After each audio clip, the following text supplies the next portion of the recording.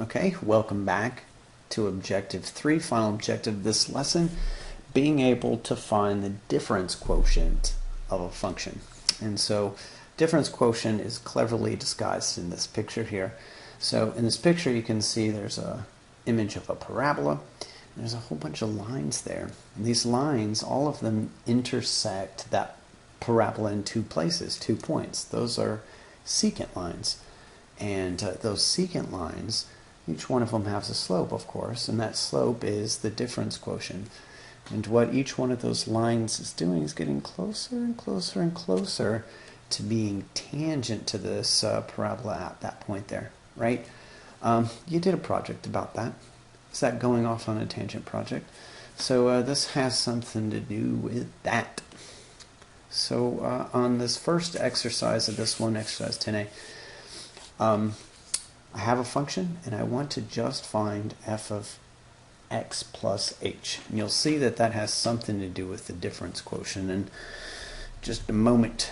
So f of x plus h. And it's thrown in this section because instead of just putting in an x into a function or putting in a number into a function, we're putting an expression in there. So I'm going to take that x plus h, I'm going to stick it in for my x's over here. So I have 4 and x plus h will get squared minus 2 times x plus h. And now simplify.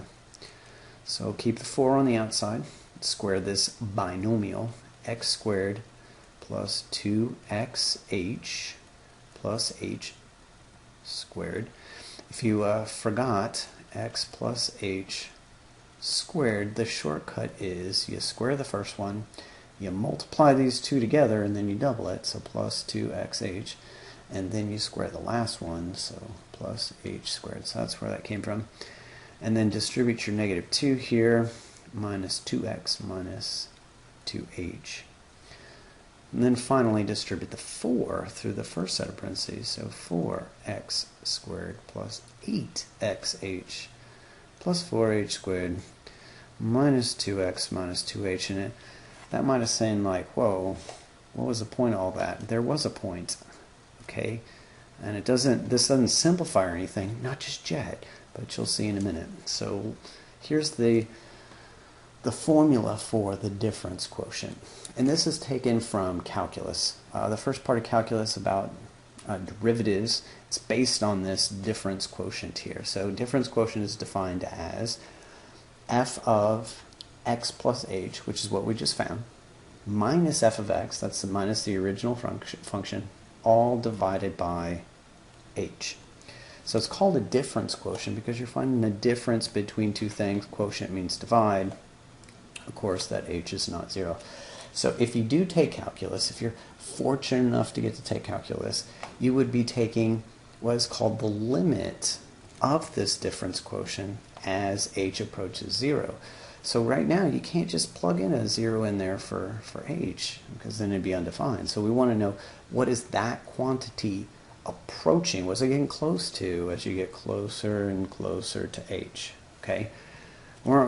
I'm not expecting you to do that part, just to be able to evaluate the difference quotient. So here's a picture of what the difference quotient actually is representing. It's basically a slope. It's a slope of a secant line. So take a look at this curve, and this f of x curve can be whatever function we're talking about. In this case, it just looks like a parabola, okay? So I take a point x, and I evaluate it. It's the point that's on the function. Its y value is f of x, right? I find another point, and to get another point, you just add something to that original x value. So here I got x plus h. It's to the right of it just a little bit. All right, what? There we go.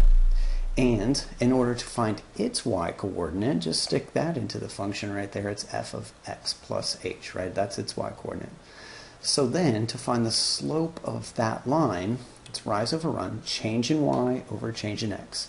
So the change in y is f of x plus h minus f of x, that's the difference of the y's, divided by, in the same order, x plus h minus x. And your two x's will cancel, and you're left with this thing called the difference quotient. So that's where the thing comes from. Okay, so now let's go ahead and actually find the difference quotient for that function that we saw just a little bit ago. And remember what I just did back on exercise 10a is to find f of x plus h, and do that part separately. It'll avoid a whole bunch of like algebraic mistakes later on, so just evaluate that part first. And if I'm not mistaken, I believe that this was 4x squared plus 8xh plus 4h squared minus 2x minus 2h.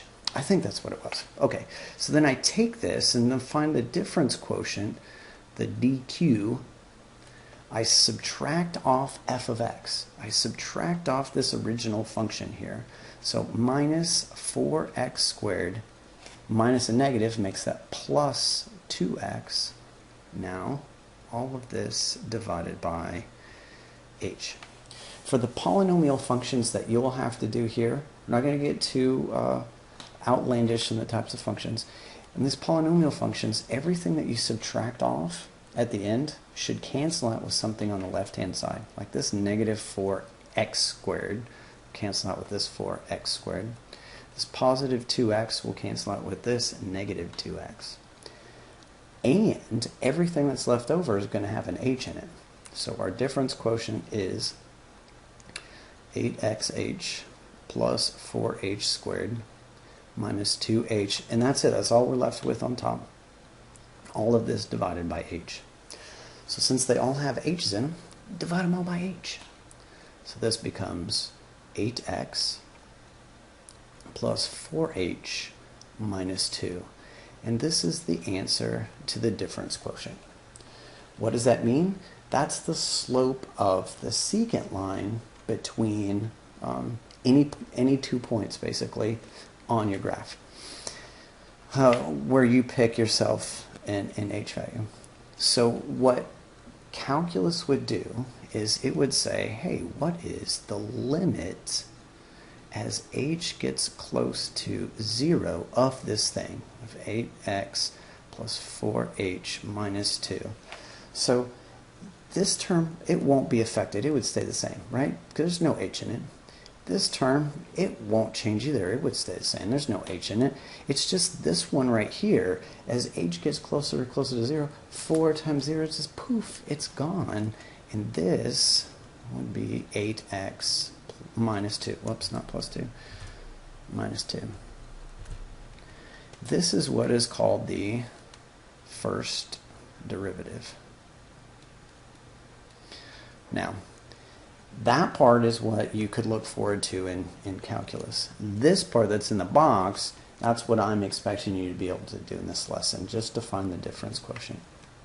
Okay, so here's one that I'm just going to allow you to do this one on your own. Find the difference quotient of f of x equals, and then you got 3x squared plus 1. Find the difference quotient of that. All right. I'm fairly confident you were able to get that, and that is what you should have gotten here. So let me reiterate that basic strategy. I would find the f of x plus h part separately and find that first. There's less chance of you making an error with this big old complicated fraction-y thing. So work that part out, then subtract off the original function and then divide it by h. If you do it correctly with the polynomial functions that that I'm going to be giving you here, whatever you subtract off will cancel out with something that's over there on the left-hand side, and everything that's left over will have an h in it that you can cancel out. Now that won't be true in calculus whenever you finally do this, because you'll get more complicated functions, but these polynomials, that's what happens. Okay, so you get 6x plus 3h. There's the difference quotient. That's what I'd be looking for. And remember, what you'd take as an additional step in calculus is that you'd find the limit as h is approaching 0. That means this 3h would disappear, the 6x would be left over, and the first derivative well, the way that you write it is like this. It's f prime of x, like that. It's not a, it's an apostrophe thingy. It's not like a 1. That's equal to 6x, and that's what it would be, just so you know. Okay, that's it. That concludes this lesson. It's over. It's done with. What we did was we added and subtracted, we multiplied, and we divided some functions. We found the domain of that too. And we did some function composition, which is what that picture is all about, where you have a fishy inside of a fishy. You take one function, stick it inside of another function. The complicated part of that is maybe trying to process like what that domain is all about. And then finally, finding the difference quotient of a function. Difference quotient, same thing as the slope of a secant line. So here's your assignment. This time, really, print out that difference quotient worksheet. It is part of the lesson, as you saw, and it's going to be part of your quiz. Look at Rowan. See, he saw that fishy within the fishy. It made him wonder. It's like, what? What is that? Anyway, see ya.